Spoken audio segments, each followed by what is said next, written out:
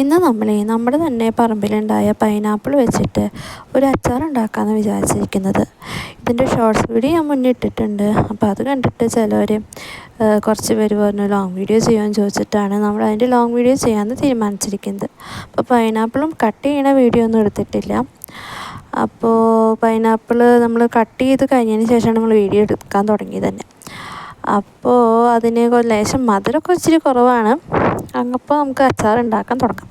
അപ്പോൾ ആദ്യം കുറച്ച് മുളക് പൊടി ഉപ്പിട്ടിട്ട് നമ്മൾ അത് കട്ട് ചെയ്ത പീസ് നന്നായി മിക്സ് ചെയ്ത് വെച്ചു. നന്നായിട്ട് മിക്സ് ചെയ്ത് വെച്ചിട്ടുണ്ട്. ചെറുതായിട്ടാണ് കട്ട് ചെയ്തിട്ടിരിക്കുന്നത്. അങ്ങനെ നന്നായി മിക്സ് ചെയ്തതിന് ശേഷം നമ്മൾ ഇഞ്ചിയും പച്ചമുളകും എടുത്തിട്ട് ഒന്ന് മിക്സിയിൽ ജസ്റ്റ് ഒന്ന് ചതച്ചെടുത്തു. അത് കഴിഞ്ഞിട്ട് നമ്മൾ അത് മാറ്റി വെച്ചു. ചീഞ്ചട്ടി വെച്ചു, വെളിച്ചെണ്ണ ഒഴിച്ചു. പിന്നൊക്കെ ചടുപടേനെ കടുക് പൊട്ടിച്ചു. അതിലേക്ക് നമ്മൾ നേരത്തെ അരച്ച് വെച്ച പച്ചമുളക് ഇഞ്ചി പേസ്റ്റ് അത് ചേർത്തു.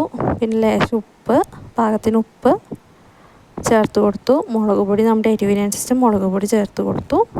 പിന്നെ കുരുമുളക് പൊടി ചേർത്ത് കൊടുത്തു. പിന്നെ മല്ലിപ്പൊടി, ഉലുവപ്പൊടി അല്ലെങ്കിൽ ഉലുവ ചേർക്കുക. മഞ്ഞൾപ്പൊടി, ഇച്ചിരി മല്ലിപ്പൊടി ചേർത്തിട്ടുണ്ട്.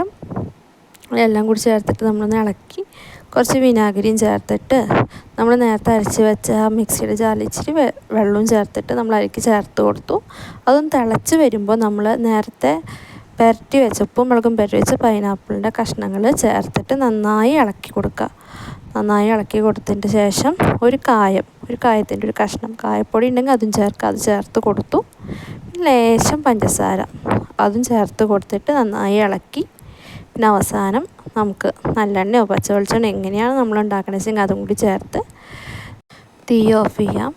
അപ്പോൾ നമ്മുടെ സ്വാദിഷ്ടമായിട്ടുള്ള പൈനാപ്പിൾ അച്ചാർ ഇവിടെ റെഡി ആയിട്ടുണ്ട്. നമുക്ക് ചൂടാറിയതിന് ശേഷം നമുക്കത് ബോട്ടിലാക്കിയിട്ട് സൂക്ഷിച്ച് വയ്ക്കാം. അപ്പോൾ എല്ലാവരും ഉണ്ടാക്കി നോക്കിയിട്ട് അഭിപ്രായം പറയാൻ മറക്കരുത്.